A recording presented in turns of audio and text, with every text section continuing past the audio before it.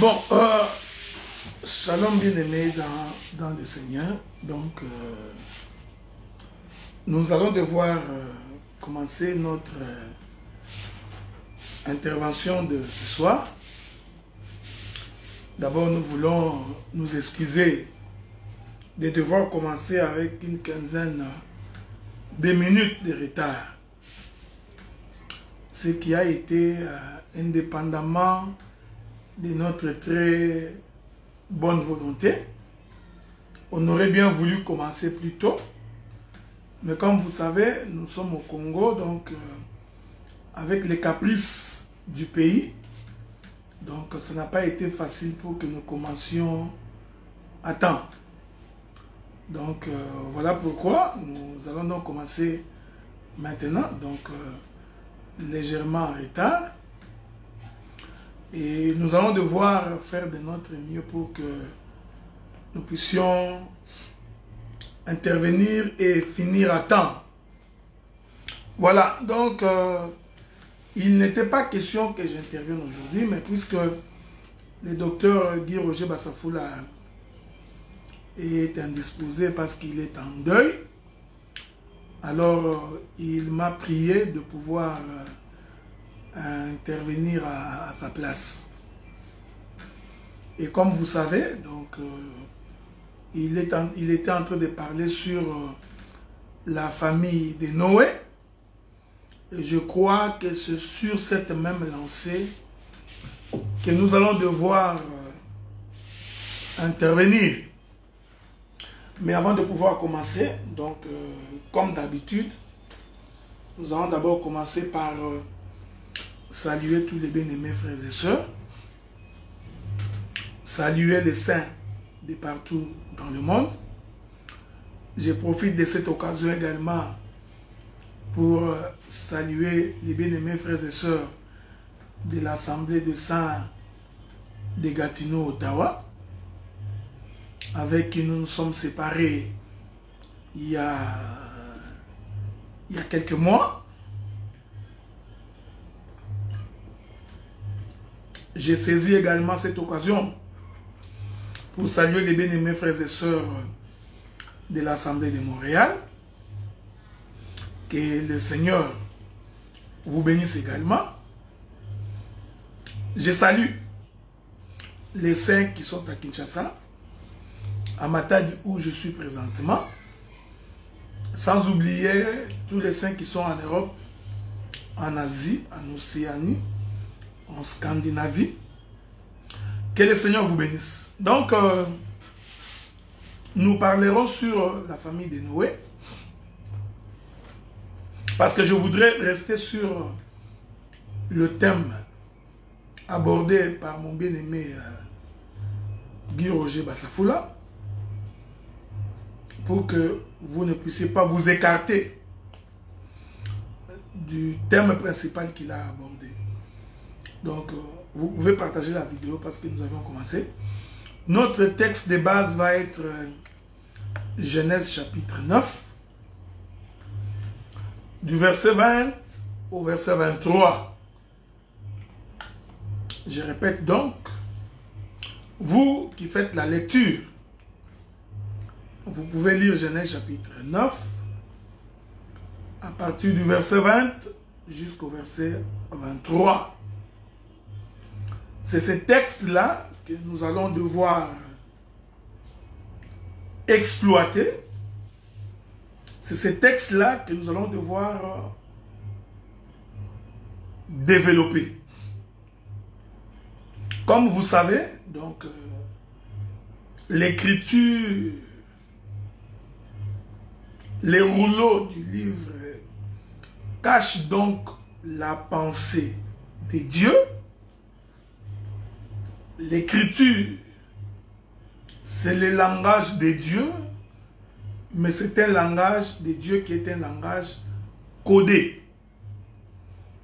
C'est-à-dire que de par l'écriture, Dieu ne parle pas ouvertement, il ne parle pas clairement, il se cache dans les Écritures. Ainsi, la prédication ou l'enseignement va donc consister à faire sortir Dieu qui est caché dans les Écritures. Selon qu'il est écrit dans sa parole que la gloire de Dieu, c'est de cacher les choses. Et vous allez remarquer que le Seigneur a commencé à se cacher depuis le commencement. Voyez-vous, l'Éternel vivait en dehors du temps. Il vivait extratemporel. Parce qu'en tant qu'éternel, il n'avait donc pas ni commencement ni fin. Parce que la notion de l'éternité, c'est une notion qu'on ne peut pas circonscrire dans le temps. Donc quand nous disons qu'il est l'éternel, c'est-à-dire c'est celui qui n'a ni commencement de jour, ni fin de vie. C'est ça Melchisedec. Celui qui n'avait ni père, ni arbre généalogique, ni ascendant, ni commencement, ni fin de vie.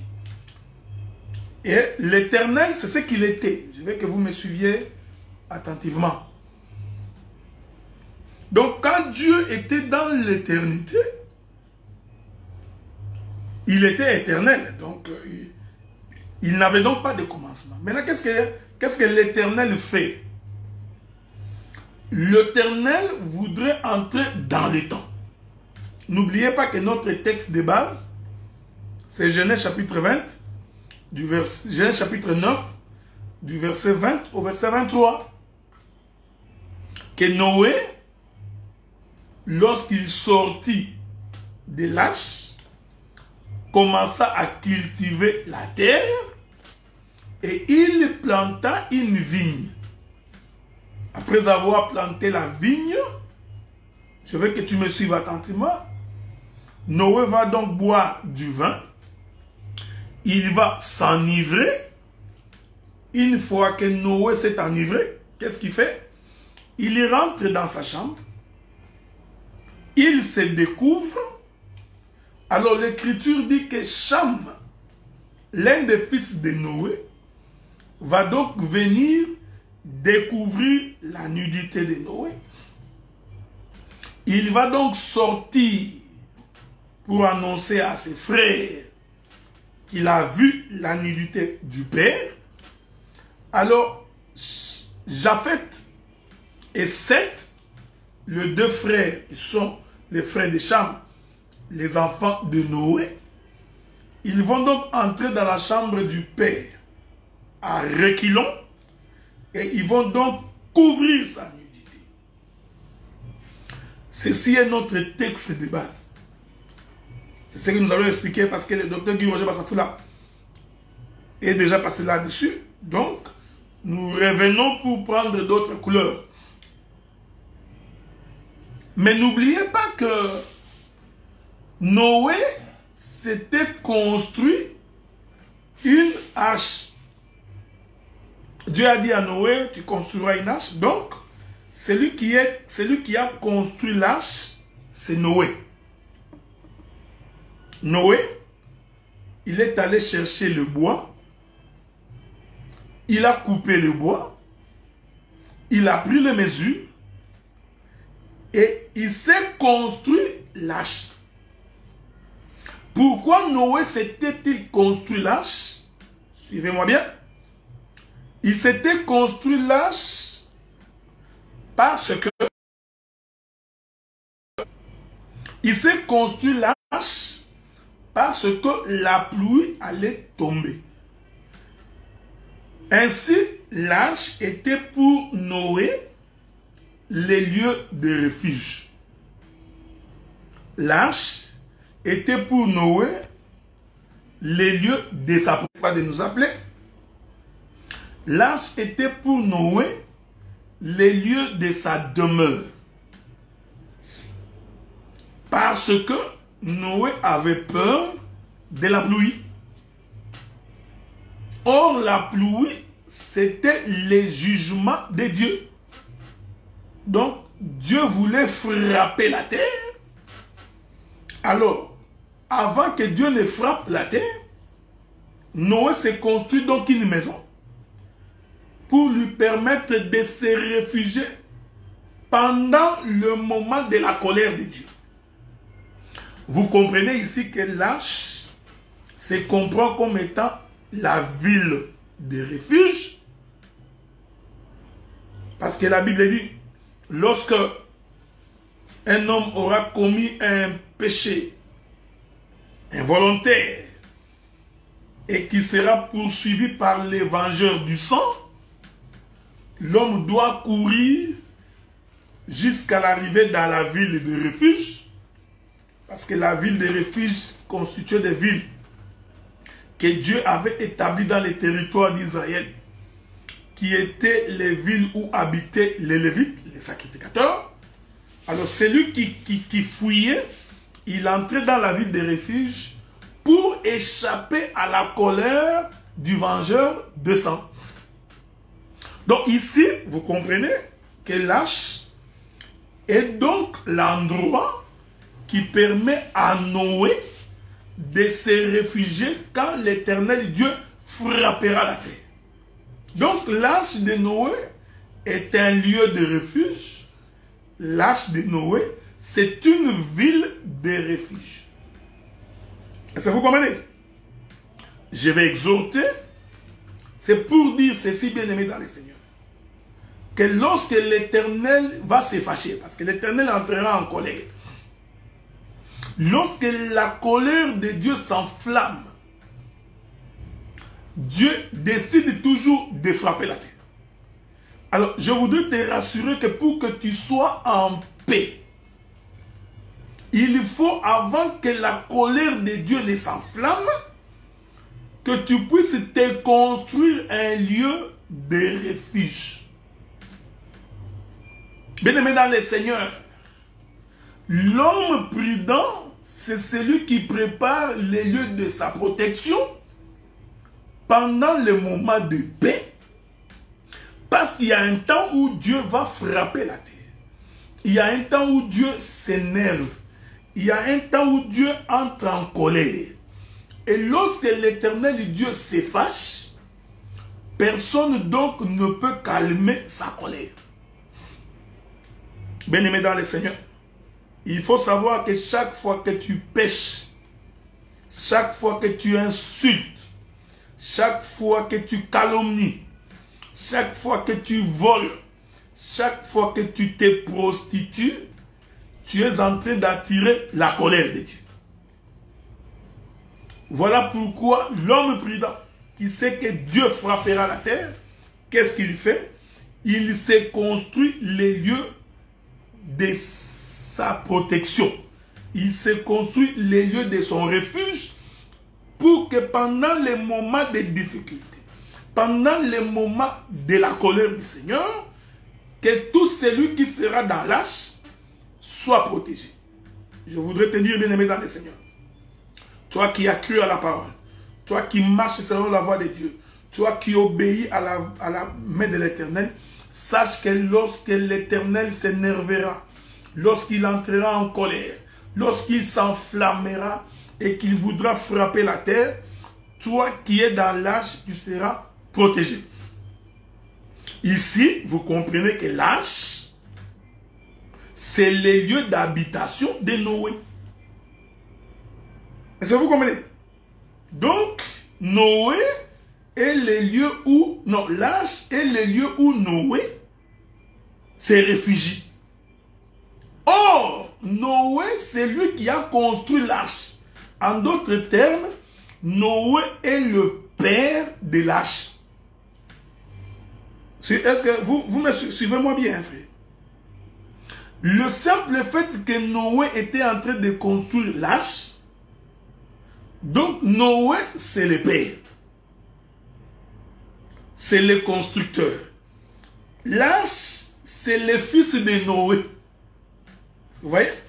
C'est Noé qui a donné naissance à l'arche. C'est très important ce que je dis. Est-ce que vous comprenez? Donc, Celui qui forme l'arche, c'est Noé. Donc, l'arche, c'est le fils de Noé. Je veux que tu me suives bien.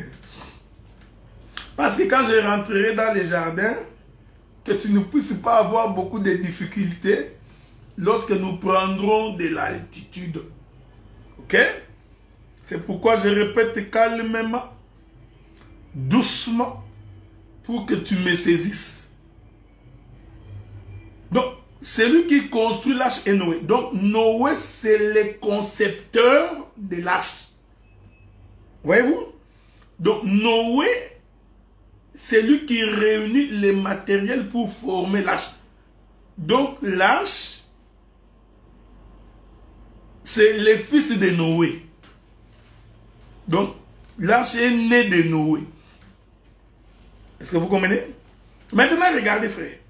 Une fois que l'arche est construite, qu'est-ce que Noé fait? Noé, qui est le père, va entrer dans l'arche. Est-ce que vous me suivez? Donc, le père entre dans les fils. Est-ce que vous voyez ça? Je répète ça.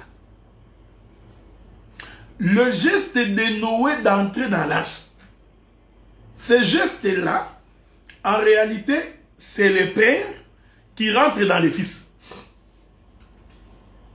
Avez-vous remarqué ça? Mais ce n'est pas moi qui dis. C'est Jésus qui dit ça dans le livre de Jean chapitre 17. Il dit, le Père est en moi. Vous voyez? Lui, Jésus est le Fils. Mais il dit que le Père est en lui. Suivez-moi bien. Parce que je donnerai beaucoup d'éléments pour enrichir votre connaissance. Pour enrichir votre compréhension des choses de Dieu. C'est pourquoi je parle calmement, doucement, mais je suis certifié que tu ne vas pas échapper à la compréhension. Je rentre.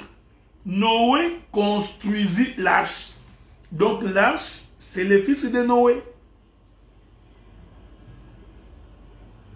Pourquoi je l'ai dit?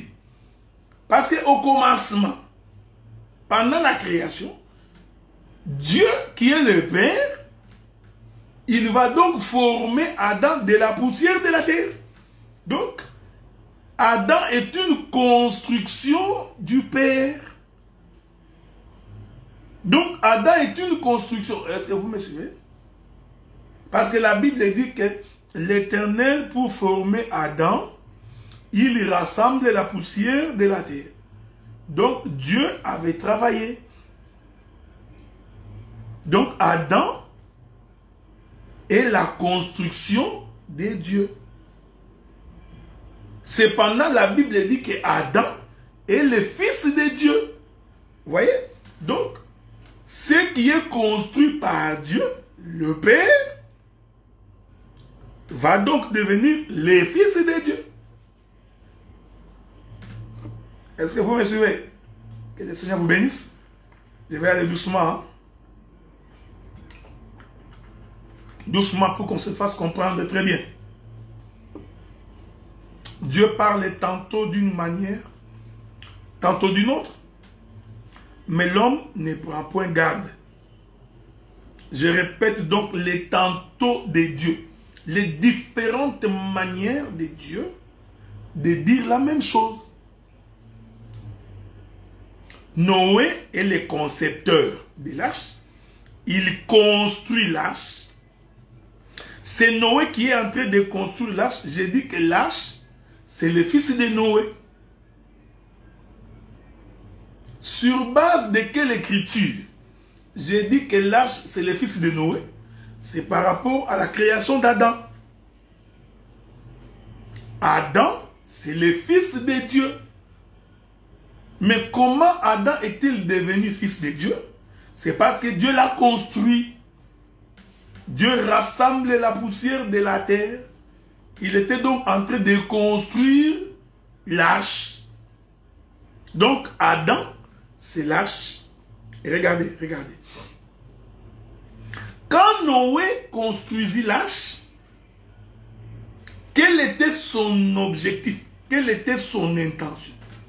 L'intention de Noé, c'était d'entrer dans l'arche. Pourquoi Noé est-il entré dans l'arche? Parce que Noé avait peur du jugement de l'Éternel. Donc, le Père entre dans les fils. C'est ce que Dieu fait dans la création. Il y crée Adam. Après avoir créé Adam, j'ai dit que Adam c'est l'arche. Qu'est-ce que Dieu fait? Il souffle dans les narines d'Adam.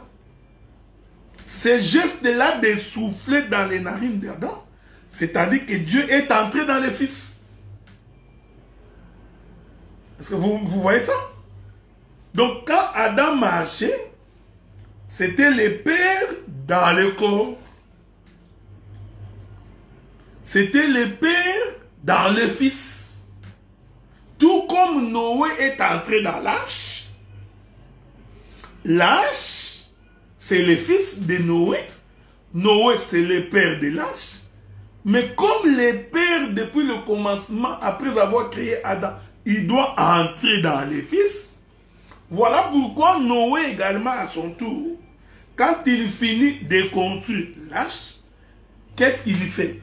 Lui-même, Noé, le père, vient donc entrer dans l'arche. C'est la révélation de l'Écriture. Souffrez donc que je vous en donne la partie exhortationnelle, la partie pratique. C'est pour dire que quand l'Éternel s'est choisi un homme, ou il choisit un frère, ou une sœur, qu'est-ce que Dieu fait? Dieu commence d'abord par construire la personne.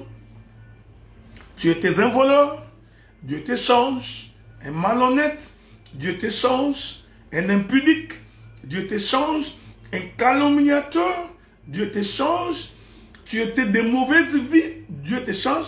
C'est la construction de l'arche. C'est la construction d'Adam. Voyez-vous, frère? J'aime ces choses.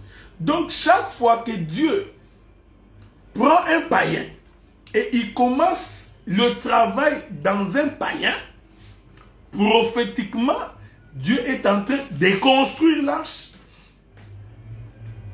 Il est en train de construire une maison, parce que l'arche est une maison, c'est l'habitation de Noé. Une fois que Dieu finit de te construire, de te changer, de te transformer, qu'est-ce que Dieu fait? Dieu vient habiter en toi. Ouais, c'est ce que Noé fait. Il n'y a rien de spécial ici, frère. Donc, nous pouvons dire sans être contredits que toi aussi, tu es l'arche de l'Éternel. Tu es l'arche de Noé. Est-ce que vous voyez ça? C'est pourquoi la prédication consiste à construire l'arche. L'arche ici, il ne faut pas rester dans la forêt. Je prendrai beaucoup d'éléments pour que tu puisses me saisir. L'arche ici n'a pas commencé par être l'arche. Noé a commencé par une construction. C'est-à-dire, il a pris un bois, un autre bois, un autre bois. Il a taillé le bois, voyez-vous frère. Il a mis les bois ensemble. Il a fait des niveaux, des étages. Il a fait des chambres. Ce que Noé fait là, c'est toute une prédication. C'est tout un message de changement. Un message de transformation. Parce que le bois que Noé a pris dans la forêt n'entre pas dans l'arche dans la même forme. Voyez-vous, frère? Donc le bois était d'abord dans la forêt. Qu'est-ce que Noé fait? Noé coupe le bois. Ici, j'essaie d'être le plus simple possible. Parce que nous croyons que Noé a coupé le bois. Et nous avons la révélation de quel couteau Noé a utilisé pour couper le bois. Nous en avons.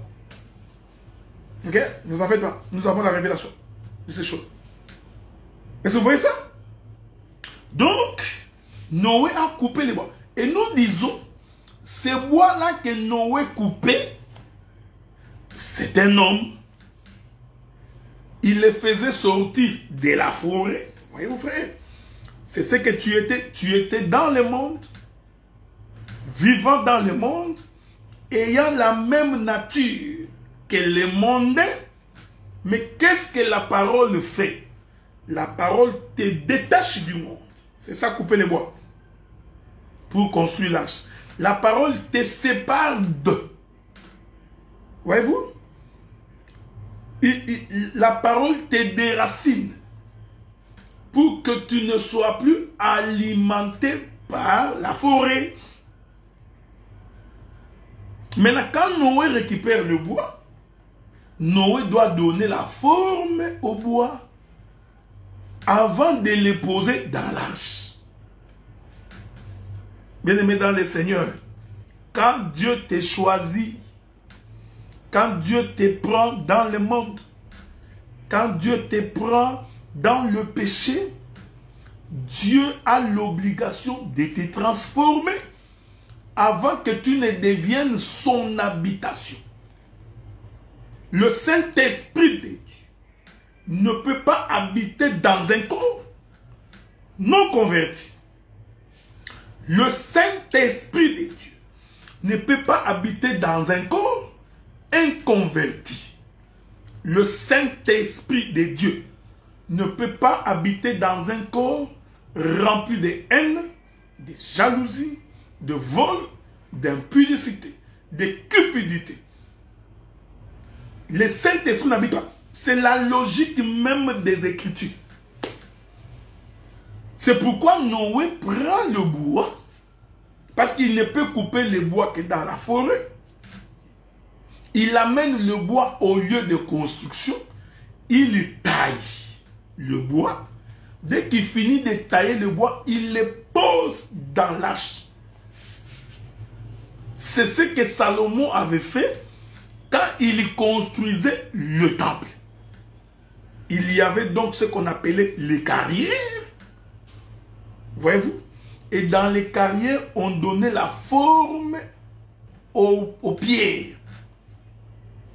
Donc, les pierres qu'on ramassait, les rochers des pierres qu'on ramassait, devraient passer par la carrière afin d'avoir une forme. Une fois que le roc ou la pierre a reçu une forme, ainsi celle-ci viendra pour être posée dans le temple. C'est ce que Noé faisait. Il construisait l'arche. Et j'ai dit que cette construction, c'est le Fils. C'est pourquoi le livre des Hébreux, chapitre 10, si je ne me trompe pas, il est écrit: tu n'as voulu ni sacrifice ni holocauste pour la rémission de péché. Tu m'as formé un corps. Vous voyez? Ici, c'est Jésus qui parle. Qui l'a formé comme corps? C'est le Père.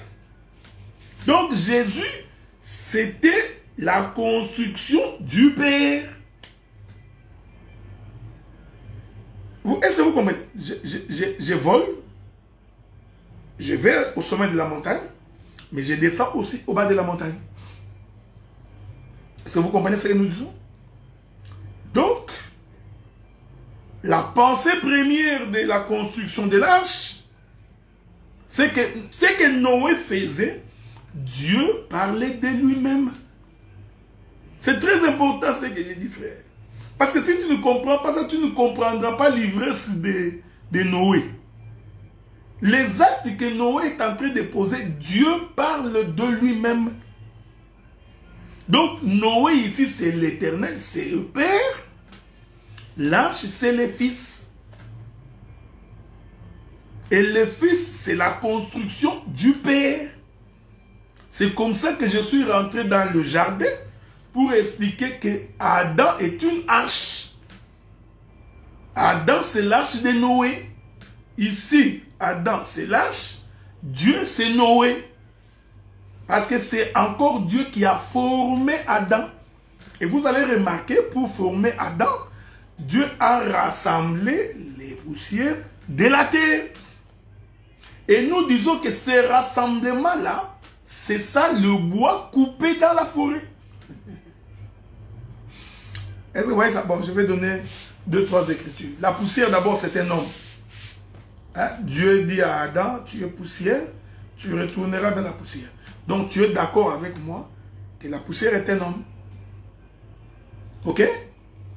L'Éternel dit à Abraham, peux-tu compter les sables tout au long du fleuve ou de la mer, le sable de la terre? Il lui répond, je ne le puis. Dieu dit, telle sera ta postérité. Ta postérité sera innombrable. Si l'on pouvait compter la poussière de la terre, on serait capable de compter ta postérité. Donc, les hommes sont des poussières. Est-ce que vous remarquez? Maintenant, regardez. Jésus dit aux disciples, si on fait ceci à moi qui suis un bois vert, que feront-on à un bois sec? Donc, Jésus, lui, il s'identifie à un bois vert et il identifie le disciple comme étant le bois sec. Donc, les bois sont des hommes. Est-ce que vous comprenez? Donc, l'Éternel est bon. Donc, vous allez comprendre que lorsque Noé est en train de prendre le bois dans la forêt pour l'amener dans la construction, en réalité, c'est toute une prédication qui récupère les païens pour qu'ils entrent dans la maison. Donc, chaque fois que Noé allait en forêt et revenait, Noé prêchait. Tu as vu ça, hein? Chaque fois qu'il allait, il revenait, il prêchait. Et nous disons, ça c'est, je l'ai dit en passant, ce n'est pas l'objet de mon intervention. Chaque déplacement de Noé qui allait, prenait les bois pour venir construire, c'était l'apôtre et l'évangéliste. C'est ça les couteaux. C'est ça les couteaux que Noé se servait pour couper les bois. Bon, essayons d'être le plus simple possible parce que il y a beaucoup de gens qui ne pas bien nous comprendre. On en parlera une autre fois. Parce que les ministères qui tirent l'homme du monde vers la maison, c'est l'apostolat et l'évangéliste. Voyez-vous, frère, quand Dieu envoie les disciples pour aller annoncer l'évangile, ils y vont comme étant les missionnaires, ils y vont comme étant les apôtres et ils y vont comme étant les évangélistes. Ce sont les deux ministères qui prennent les hommes dans le péché et qui les ramènent dans la maison. C'est pourquoi généralement, quand on est apôtre et que l'on est évangéliste, et que Dieu t'envoie en mission, Dieu doit accompagner ta parole par des miracles. Vous comprenez ce que je dis? Oui. Dieu doit accompagner ta prédication, ton enseignement. Quand tu es apôtre et évangéliste et que tu vas en mission, Dieu doit te doter des dons des miracles. Parce que tu en as besoin pour tirer les bois de la forêt pour qu'ils viennent dans la maison. C'est pourquoi Jésus disait, si vous ne croyez pas de par ma parole, de par ce que je vous enseigne, croyez au moins à cause de ce que vous voyez, à cause des miracles que vous voyez. Donc, l'apôtre et l'évangéliste, quand ils sont en mission, l'Éternel doit les doter impérativement des miracles. C'est comme ça que j'explique que lorsque Noé va couper les bois dans la forêt pour construire l'arche, ce mouvement-là de Noé qui va, en réalité, c'est toute une prédication qui arrache les bois dans la forêt pour ramener ces bois dans la construction. Et je vous ai donné l'écriture pour dire que les bois qu'on prend dans la forêt, ces bois-là, ce sont des hommes. Est-ce que vous remarquez? Regardez. Le livre des Hébreux dit que Dieu, il n'a voulu ni sacrifice ni holocauste. Il m'a formé un corps. Donc, les corps que Dieu forme, c'est le corps de Jésus. Donc, c'est le Fils. Donc, le Fils est une formation du Père. Le Fils, c'est une construction du Père. C'est pourquoi j'ai dit, l'arche, c'était la construction de Noé. Donc, l'arche, c'est le fils de Noé. Vous remarquez ça? De la même manière que Adam, c'est la construction du Père, de Dieu, parce qu'on dit d'Adam qu'il est fils de Dieu. Donc, Dieu est son Père. Donc, Adam, c'est aussi la construction du Père. Donc, Adam est une arche. Et Dieu ici, c'est Noé. Maintenant, remarquez, frère. Je vous ai dit que lorsque Noé finit de construire l'arche, qu'est-ce que Noé fait? Il entre dans l'arche. Donc, le Père entre dans le Fils. C'est ce que Jésus a dit. Le Père habite en nous. Et le livre de Colossiens, chapitre 2, le confirme. En Jésus, habita corporellement la plénitude de Dieu. Voyez-vous? Donc, voyez? Donc, le Père est entré dans le Fils. C'est ce que Noé avait fait. Noé, il finit de construire l'arche. Lui, Noé, le père de l'arche, le constructeur de l'arche, le concepteur de l'arche, il vient lui-même habiter. Je vous prie de me suivre bien parce que je vais beaucoup virguler ici. Pourquoi Noé entre-t-il dans l'arche? Pour se protéger contre les jugements de Dieu. Vous voyez? Donc, l'arche devient donc le lieu de la protection du Père. Parce que j'aime ces choses. Donc, le Père, il avait peur. Vous voyez? Le Père, il a vu le jugement venir. Alors, pour se protéger lui-même de ce qui allait arriver, il s'est construit lui-même une maison. Il appelle le Fils. Et lui-même vient habiter dans cette maison. C'est pourquoi je suis descendu. Pour que même un nouveau-né dans l'évangile puisse me comprendre maintenant. Toi, tu étais un païen. Tu étais le bois de la forêt. Tu étais la poussière éparpillée. Qu'est-ce que Dieu fait? C'est Noé. Il va te chercher dans le monde. Toi qui vivais de vaines manières héritées de vos pères. Nous qui étions étrangers aux alliances. N'ayant pas droit de cité en Israël. Qu'est-ce que le Seigneur fait? Il va donc nous chercher. J'explique toujours Noé qui construit l'arche. Vous voyez? C'est aussi Dieu qui est en train de te construire. Il te prend, il t'amène. Il te donne la forme. Voyez-vous? Nous sommes donc l'argile entre les mains du potier. Et le potier nous donne la forme qui lui convient. Pourquoi? Parce qu'il veut que nous devenions sa demeure. C'est pourquoi le frère Paul dit, ne savez-vous donc que vous êtes le temple de Dieu? Qu'en vous, le Seigneur de gloire habite. Est-ce que vous voyez ça? Donc, vous aussi, vous êtes une arche. Et lorsque Dieu finit de former l'homme, qu'est-ce que Dieu fait? Dieu lui-même vient habiter en vous. C'est pourquoi l'Écriture dit, Christ en nous, vous voyez, c'est l'espérance de la gloire. C'est ça Noé qui rentre dans l'arche. Et ici, l'arche, c'est les fils.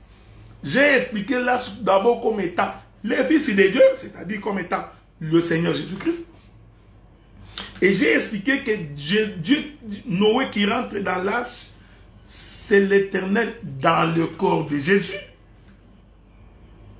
Ça, c'est une portion de l'Écriture.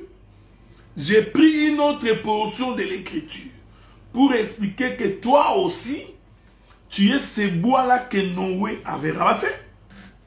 Ces bois-là que Noé est allé chercher dans la forêt. Parce que nous disons, vous voyez, ces voyages-là de Noé qui va dans la forêt, c'est tout un enseignement. Donc, c'est le Seigneur qui vient te chercher. Il te cherche dans la forêt. Parce que je vous ai dit que vous êtes de bois. Selon que l'Écriture dit, si l'on fait ceci à un bois vert, que fera-t-on à un bois sec? Donc l'homme est identifié à un bois. Il y prend donc le bois. Et avec ce bois, il en fait une maison. Vous êtes manifestement le tabernacle de Dieu. Vous êtes la maison de Dieu. Ne savez-vous pas que votre corps est le temple du Saint-Esprit? Donc, une fois que Dieu t'a transformé, frère, c'est pourquoi nous confessons que l'Esprit de Dieu ne peut pas habiter dans un corps inconverti. Ça n'existe pas dans la Bible. Un païen, un inconverti, un impudique, un voleur, quelqu'un qui ne craint pas Dieu, un malhonnête, un cupide, un coureur de jupons, nous dire qu'il a le Saint-Esprit, c'est inconcevable, frère. Ça n'existe pas dans la Bible. Comment tu prophétises alors que ton corps n'est pas encore transformé? Comment le Saint-Esprit peut habiter dans un corps de péché? Vous voyez, frère? C'est pourquoi nous disons, quand nous voyons quelqu'un dire qu'il prophétise, qu'il parle la langue, qu'il fait des miracles, et nous dit qu'il a le Saint-Esprit, et que par la suite, sa conduite et son comportement, son attitude ne confirme pas que c'est un bois qui a été coupé de la forêt, nous disons que ça, ce n'est pas le Saint-Esprit de Dieu. Voilà pourquoi la Bible dit, tous ceux qui croiront seront baptisés. Ensuite, enseignez-leur et ils recevront les dons du Saint-Esprit. Donc quand Noé va couper le bois, je vous avais dit que c'est l'apôtre et l'évangéliste. Mais quand Noé est en train de mettre les bois ensemble, quand il est en train de construire l'arche, ici, Noé, c'est le docteur, c'est le prophète et c'est le pasteur. Donc, une fois que le bois est déjà dans la construction, c'est alors que le prophète, les docteurs et les pasteurs vont venir avec une aiguille pour commencer à mettre ensemble. Je parle de façon comme un pasteur. Hein? J'essaie de ne pas entrer beaucoup dans la révélation. Je parle simplement. Voilà pourquoi les doctorats, la prophétie et le pastorat doivent faire asseoir les gens dans l'église. Ce sont les ministères qui rassemblent le corps. C'est les ministères qui n'éparpillent pas le corps. L'apôtre et l'évangéliste vont couper le bois, c'est-à-dire ils vont nous prendre dans le monde, nous qui étions pécheurs, Et quand nous arrivons, c'est pourquoi j'ai dit que ces deux-là, chaque fois qu'ils vont en mission, Dieu doit leur doter des dons de guérison et des miracles. C'est pour confirmer qu'ils ont les mandats de Dieu. Mais une fois dans la maison, c'est ce que je voudrais insister. Je ne voudrais pas dire que le prophète ne peut pas opérer des miracles, non. Je ne voudrais pas dire que les docteurs ne peuvent pas, non. Je ne voudrais pas dire que les pasteurs ne peuvent pas, non. Mais j'ai dit, quand les fils sont déjà dans la maison, qu'on est en train de construire, Dieu n'a pas besoin de miracles pour les convaincre. Dieu n'avait pas besoin de faire un miracle pour que Pierre, Barthélemy, Jacques et Jean puissent demeurer avec le Seigneur. Non, non, non. Le miracle, c'était pour les païens, pour les gens qui étaient dehors. Mais je ne voudrais pas dire que le Seigneur ne peut pas opérer un miracle dans ta vie. Ce n'est pas ce que j'ai dit. Noé construit l'arche. Il finit de construire l'arche. Qu'est-ce que Noé fait? Noé entre dans l'arche. J'ai dit, ce mouvement-là de Noé qui rentre dans l'arche, premièrement, c'est le Père dans le Fils. Selon que Jésus a dit, le Père habite en moi. Qui m'a vu, a vu le Père. Parce qu'il est en moi au-dedans de moi-même. Voyez-vous? Premier élément. Deuxième élément, c'est Noé qui rentre dans l'arche. C'est aussi Dieu qui rentre dans ta vie. Voyez-vous? C'est Dieu qui prend possession de ton corps. Il prend la direction de ta vie. Il est le conducteur de toute ta vie. Changeons de bande d'autoroute. Je vais changer de bande d'autoroute. Je partirai de 180 km/h à 160. Pourquoi Noé est-il entré dans l'arche? C'est ça, il faut se poser la question. Noé est entré dans l'arche parce qu'il fuyait la colère de Dieu. Donc, Dieu devrait frapper la terre. Voyez-vous? Maintenant, Noé dans l'arche, c'est le voyage de Dieu sur la terre. Avez-vous remarqué ça? Donc, Dieu, en réalité, qu'est-ce que Dieu voulait? Dieu voulait faire un voyage sur la terre. Et Dieu savait qu'en faisant un voyage sur la terre va être frappée. Maintenant, qu'est-ce que Dieu fait? Il s'est fait un lieu de protection pendant le temps de jugement. Suis-moi bien, suis-moi bien. Pour que les jugements n'atteignent pas Dieu, le Père, mais que les jugements tombent sur le Fils. Je répète ça. Je répète ça calmement. Dieu, le Créateur, voulait frapper la terre. Sauf que, avant de vouloir frapper la terre, Dieu lui-même aussi voulait voyager dans les temps. Parce qu'il devait sortir de l'éternité, faire un voyage dans les temps. Or, faire un voyage dans les temps, il faut qu'il y ait le soleil qui va frapper la terre. Il faut qu'il y ait la pluie, les jugements de Dieu sur la terre. Maintenant, qu'est-ce que Dieu fait? Il se prépare un lieu qui va lui permettre de voyager sur la terre sans être atteint. Retenez ce que je dis. Ce que je dis est très, très profond. Quelle heure est-il? J'ai beaucoup de choses à dire, mais étonnamment, ça va faire bientôt 1 heure que je parle. Regardez-moi bien. Suivez. Parce qu'ici, frère, je suis en train d'expliquer que Dieu avait préparé pour qu'il ne puisse pas mourir. Dieu avait déjà fait son plan pour ne pas mourir. Pour ne pas mourir. Maintenant, pour que Dieu ne puisse pas mourir, Parce que nous croyons que Dieu ne peut pas mourir. Il est le créateur. Maintenant, pour que Dieu ne meure pas, qu'est-ce que Dieu fait? Il savait que la mort se trouverait sur la terre. Parce que dans l'éternité, il n'y a pas de mort. Parce qu'il n'y a ni commencement, ni fin de vie. Mais dans le temps, il doit y avoir un commencement et une fin de vie. Vous voyez?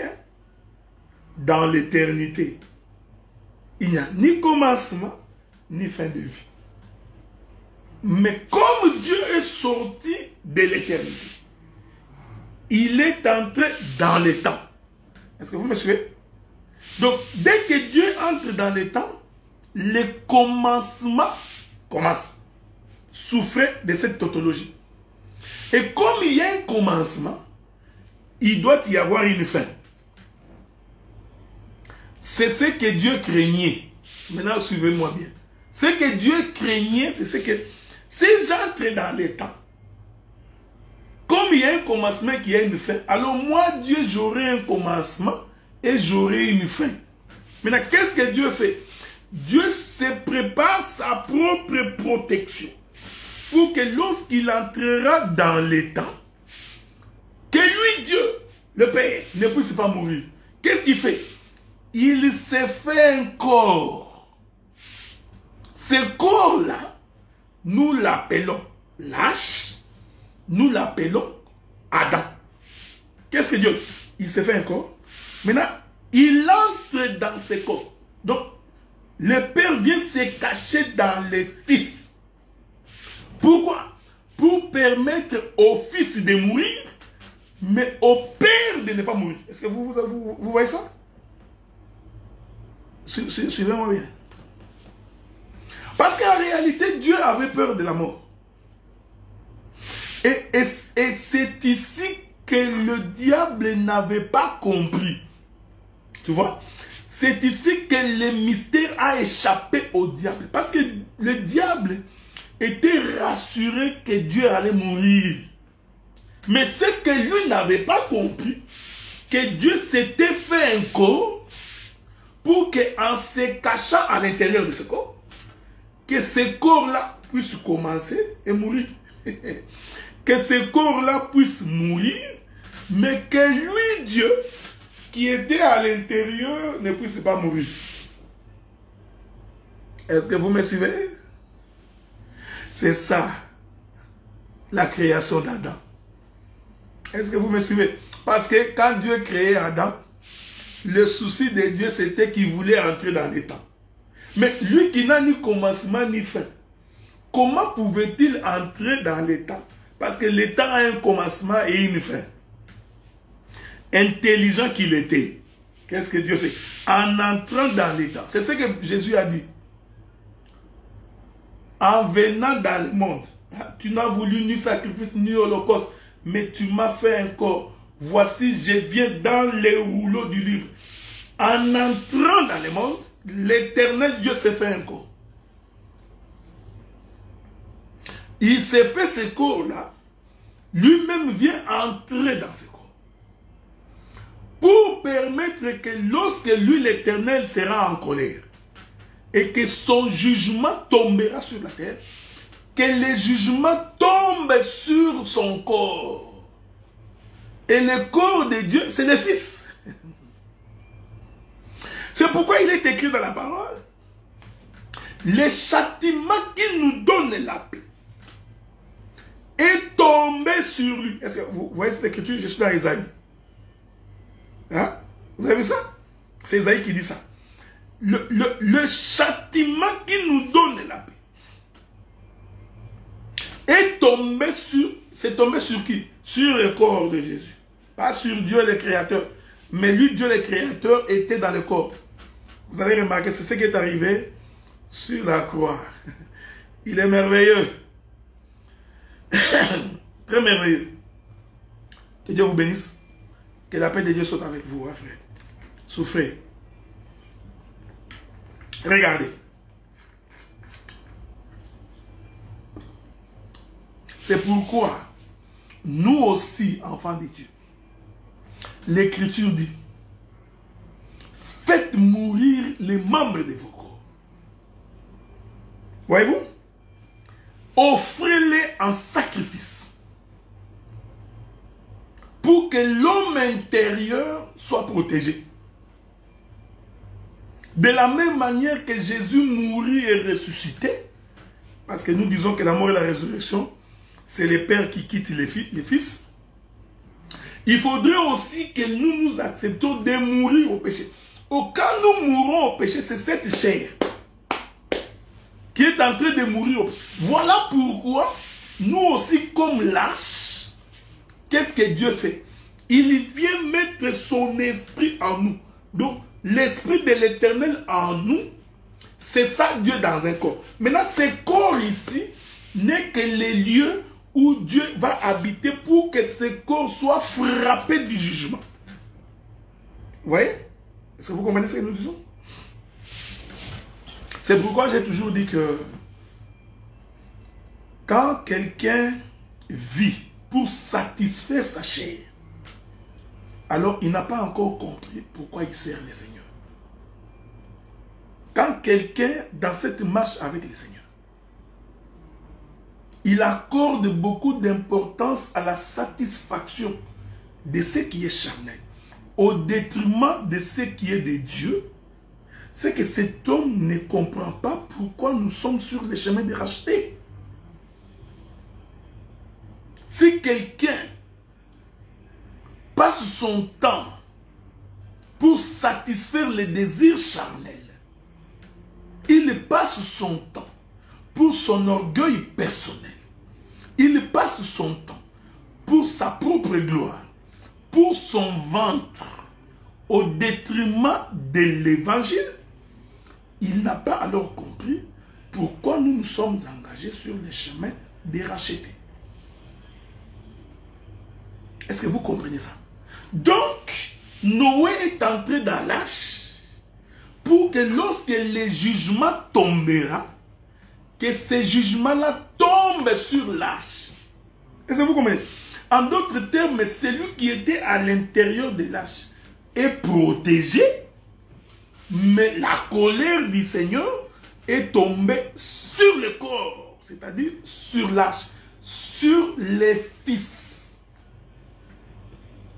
Donc, les matériaux de la construction du fils sont tellement durables et de bonne qualité pour supporter les jugements de Dieu, pour supporter la colère de Dieu. C'est pourquoi il y a une écriture qui dit: quiconque aime son fils le châtie. Quiconque éloigne les fouets de son fils les haït.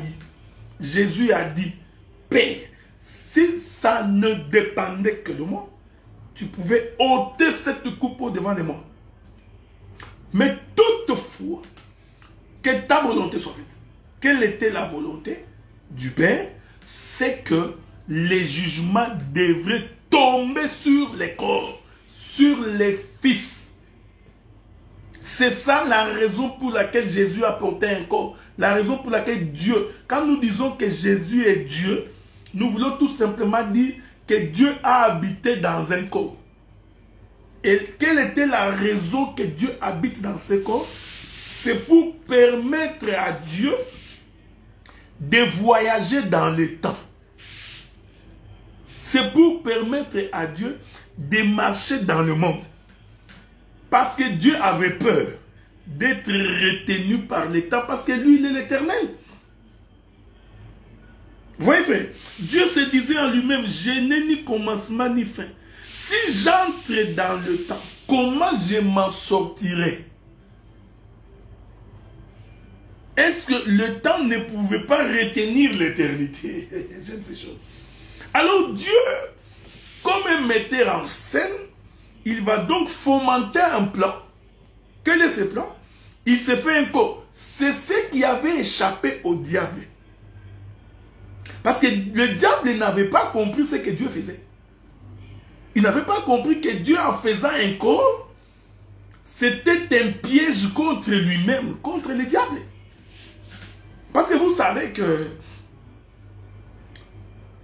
la rébellion du diable, Dieu cherchait une occasion pour l'avoir. C'est comme ça que vous allez voir dans la création. La Bible ne nous dit pas quand est-ce que Dieu a mis l'arbre de la connaissance du bien et du mal dans les jardins.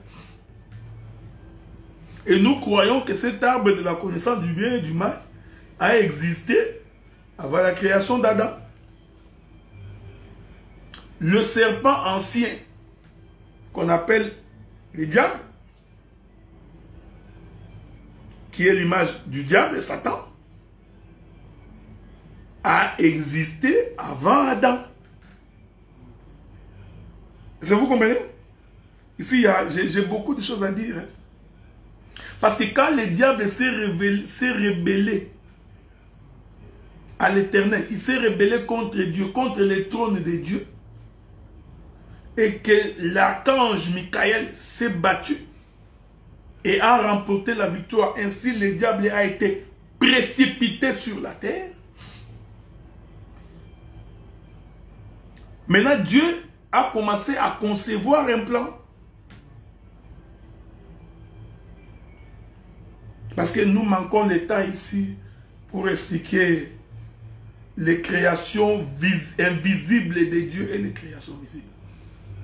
Parce que les créations invisibles de Dieu ont existé avant la création visible. Ok? Donc, vous voyez que Adam, c'était un corps que Dieu s'était fait pour passer dans le temps. C'est comme ça que Noé, après avoir fait l'arche, il entre pour se protéger. Donc, le corps de Jésus, c'était l'arche, c'était la maison, l'habitation de Dieu. Il est entré à l'intérieur pour se protéger.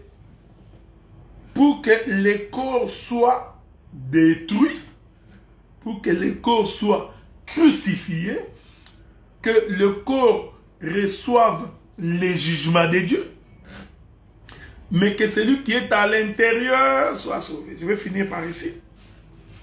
Je finis par ici pour ne pas vous prendre beaucoup de temps. Il est presque 1 heure que je parle. Maintenant, remarquez, suivez-moi avec beaucoup d'attention. Noé entre dans l'arche. J'ai dit, cette arche c'est aussi toi, vous et moi. Et Noé qui rentre dans l'arche, c'est l'Éternel qui habite en nous. Mais ce corps ici doit être détruit. Ce corps doit subir les jugements de Dieu. Frère, j'ai toujours dit, j'ai toujours répété, le plus grand ennemi de l'homme, c'est sa chair. Tous les conflits que vous voyez sur la terre, les guerres, les désordres, je vous informe que c'est la chair de l'homme. Quand l'homme est orgueilleux, il ne demande pas pardon. Il ne reconnaît pas sa faute. Il trouve qu'il n'est responsable en rien. En réalité, c'est sa chair. C'est pourquoi il est écrit, l'esprit est bien disposé, mais la chair est faible. C'est ça la chair. Remarquez maintenant. Quand le jugement tombe sur l'arche, ces jugements-là qui tombent sur l'arche, il y a beaucoup de choses à dire ici. C'est aussi ce corps de Jésus qui porte le péché de l'humanité. Parce que Dieu avait dit, ce peuple est devenu très méchant. Le cœur constamment tourné vers le mal. Alors l'Éternel va jurer de par lui que je vais détruire la terre. La Bible dit que Dieu s'est repenti d'avoir créé l'homme. Est-ce que vous remarquez? Il s'est repenti. Donc, Dieu décide, non. Je dois frapper la terre. C'est un jugement. Mais Dieu, il est intelligent. Mais il s'est arrangé pour que ces jugements-là tombent sur l'arche. Vous voyez? Donc, toute la pluie tombait sur l'arche. Nous disons que cette pluie-là qui tombe sur l'arche, l'arche que nous avions expliqué comme étant le Fils atteste que les malédictions, les maladies, les difficultés, les carences, la famine, les disettes, toutes ces choses en réalité n'atteignent que le corps. Vous avez remarqué, frère, même dans la vie, si tu as faim, c'est dans le corps. Si tu es en colère, c'est dans le corps. Si tu manques l'argent, c'est dans le corps. Si tu tombes malade, c'est dans le corps. Voyez, frère, tous les jugements touchent le corps. Ça, c'est naturellement. Cette chose expliquait le livre d'Ésaïe. Le châtiment qui nous donne la paix est tombé sur le corps de Jésus. Il a porté toutes nos malédictions. Il s'est chargé de toutes nos fautes. Avez-vous remarqué ça? Cependant, celui qui était à l'intérieur, ça ne le concernait pas. Vous voyez? Donc, Noé qui était à l'intérieur, cette chose ne le concernait pas. C'est comme ça que nous comprenons que tout ce que Jésus faisait jusqu'à monter sur la croix, c'était le jugement de Dieu qui s'abattait sur son corps. Père, pardonne-leur parce qu'ils ne savent pas ce qu'ils font, parce qu'en réalité, ils ne savaient pas ce qu'ils faisaient. C'était Dieu qui frappait la terre. Et Dieu s'était arrangé pour qu'il y ait un corps qui soit capable de supporter ces jugements-là, pour que la terre ne soit pas complètement détruite. Nous disons, tous les voyages de Jésus jusqu'à Golgotha, c'est le voyage de l'arche jusqu'à la montagne d'Arara. Vous voyez? Parce que l'arche, la pluie est tombée pendant 40 jours et 40 nuits. La Bible dit que pendant ce temps, l'arche faisait le voyage. En réalité, chaque fois que la pluie tombait, l'arche montait. Voyez-vous? Jusqu'à aller se suspendre ou être suspendu sur la montagne d'Arara. Je veux que tu me suives bien parce que c'est là que j'ai fini. Et nous disons que cette course de l'arche qui va être suspendue sur la montagne d'Arara, c'est ça la marche de Jésus jusqu'à la montagne de Golgotha. Parce que nous avons expliqué que c'est le Fils. L'arche, c'est le Fils qui cache le Père. Est-ce que vous me suivez? L'Écriture dit ceci. Une fois que l'arche est sur la montagne, la pluie s'arrête, l'eau s'en va en diminuant. Qu'est-ce qui va arriver? Je veux que tu me suives bien. C'est alors que Noé sortira de l'arche. Après le jugement, après la pluie, Noé sort de l'arche. Ces mouvements-là, c'est ce qui arrive sur la croix. Une fois que Jésus a porté toutes nos malédictions, tous nos péchés, toutes nos fautes, Jésus, comme le Fils, comme l'arche, va être suspendu sur la montagne de Golgotha. Et l'Écriture dit, Jésus cria, mon Père, pourquoi m'as-tu abandonné? Donc, c'est Noé qui sort de l'arche. Est-ce que vous remarquez cette chose? Je veux que vous reteniez ça. Vous voyez ça? Donc, c'est Noé qui sort de l'arche. Jésus a dit, Père, entre tes mains, je remets mon esprit. Donc, cet esprit qui était en Jésus sort. C'est ce que j'appelle Noé qui sort de l'arche. Parce que l'arche a déjà porté les péchés, a déjà porté les jugements, a déjà porté toutes les malédictions. Arrivé à son comble, le Père, c'est-à-dire Noé, va donc sortir de l'arche. Et il va alors commencer à cultiver la terre. Vous voyez? Donc, Noé a commencé à cultiver la terre après qu'il soit sorti de l'arche. C'est très important ce que j'ai dit. Ouais. Non, mais quand il était dans l'arche, il n'a pas cultivé la terre. Il y a beaucoup de choses à dire ici. Remarquez. C'est comme ça que Jésus, quand il meurt, nous disons que c'est l'arche suspendue sur la montagne d'Ararat. L'Esprit du Seigneur va donc se retirer. Cet esprit qui se retire, c'est Noé qui sort de l'arche.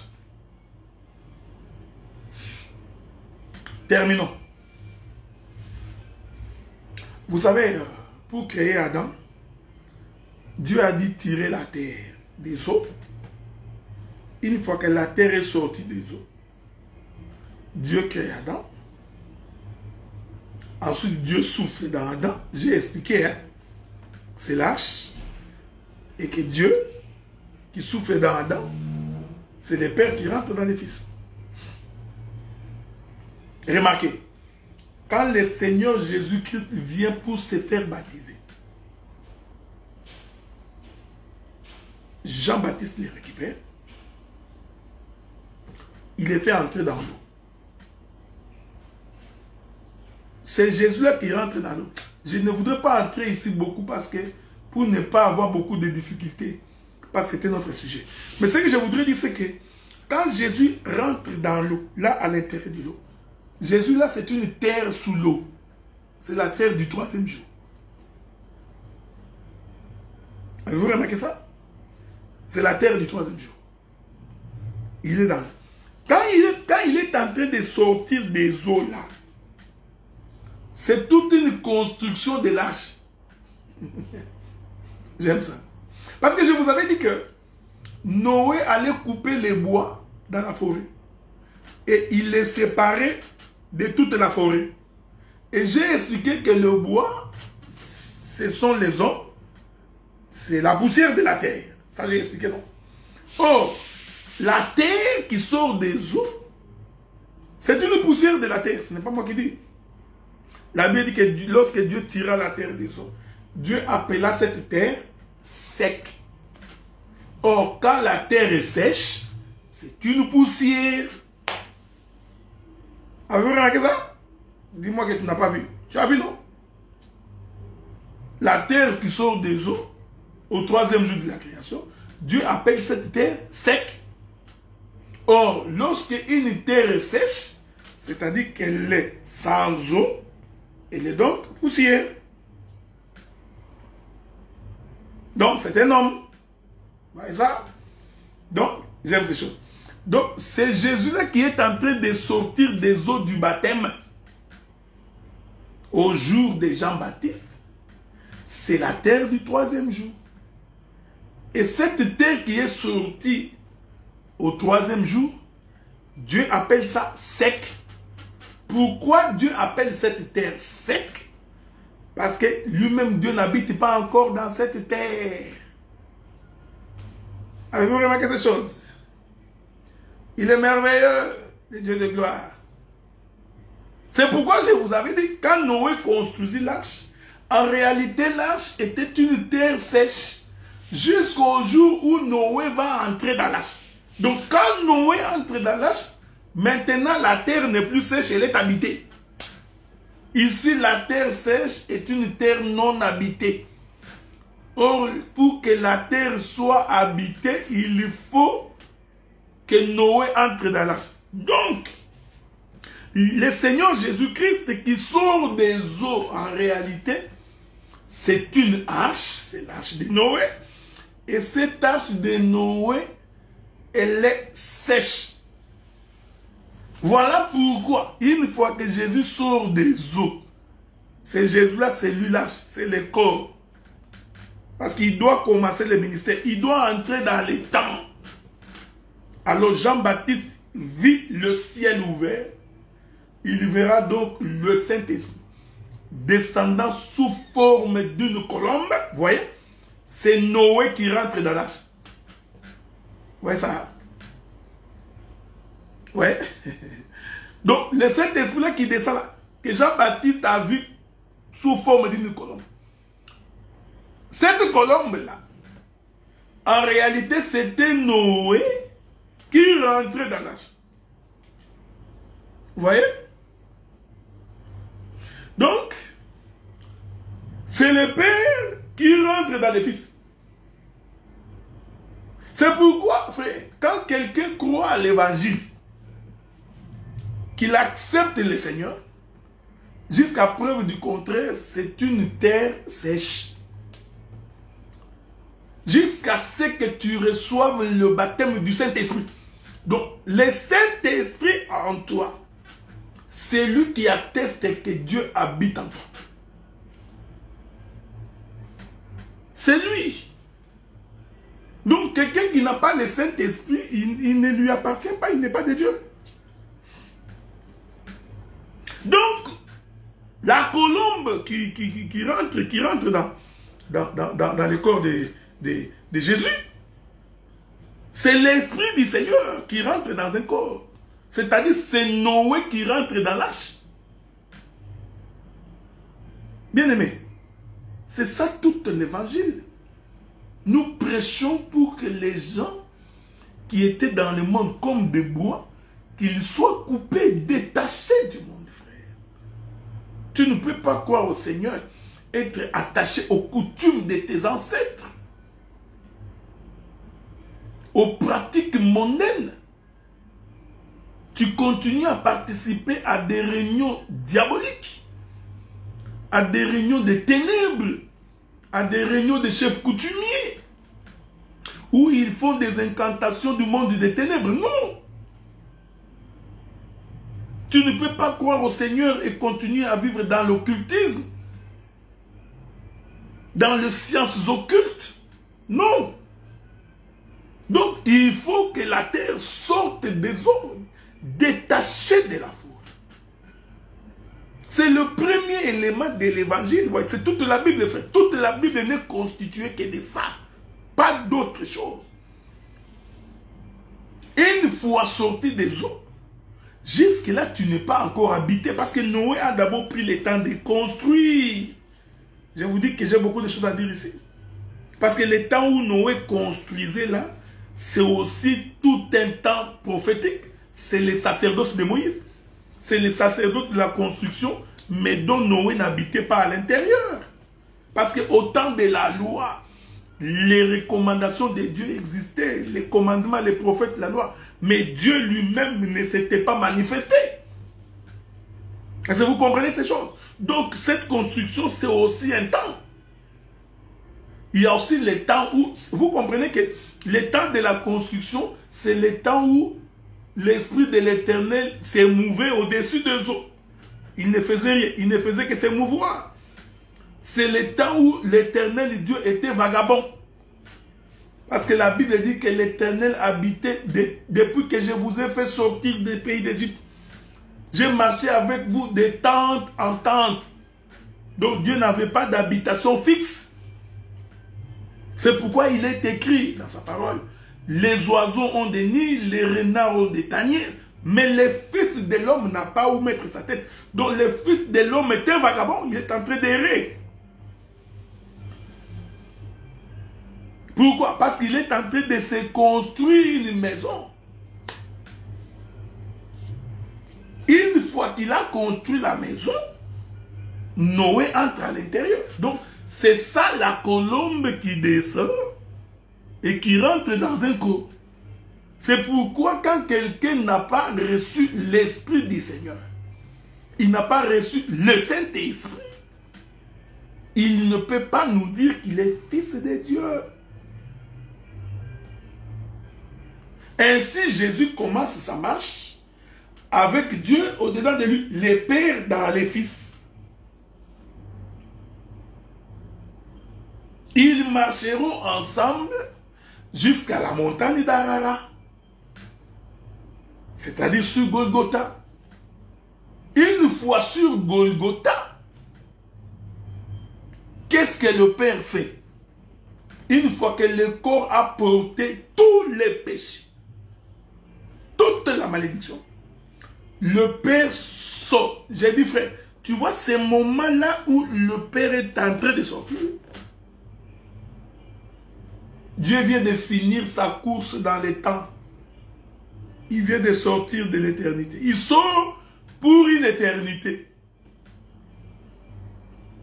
C'est ce qui est arrivé sur la croix. Bien-aimés dans le Seigneur, nous nous excusons d'avoir été long. Que la paix du Seigneur soit avec vous. Que Dieu vous garde et qu'il vous protège. Comme je disais, j'ai dû remplacer le docteur Guy Roger Bassafoula. Mais vous savez, je n'ai pas fini. Hein, parce qu'il fallait que j'explique comment Noé est sorti. Il commence maintenant à cultiver la terre. Parce que c'est Adam. Hein? Il commence à cultiver la terre. Ensuite, il va planter sa vie. Il va en tirer le vin. Il va boire. Il va s'enivrer. Il va aller se faire découvrir dans sa chambre.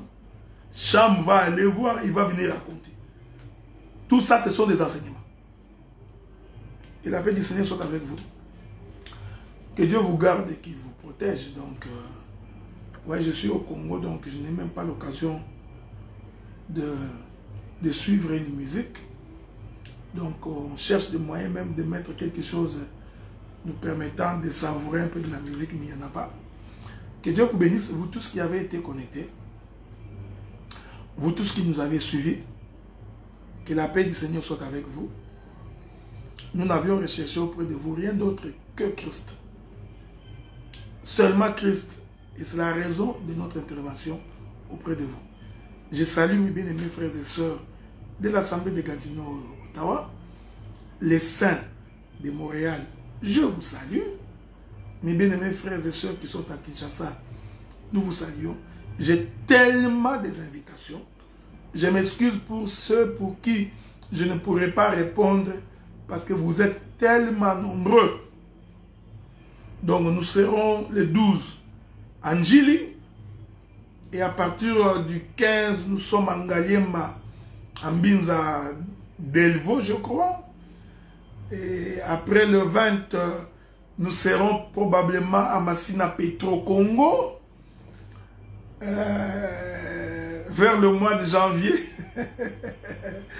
nous serons à Limité. Vous voyez, bon, frère Lema, donc, sois en paix.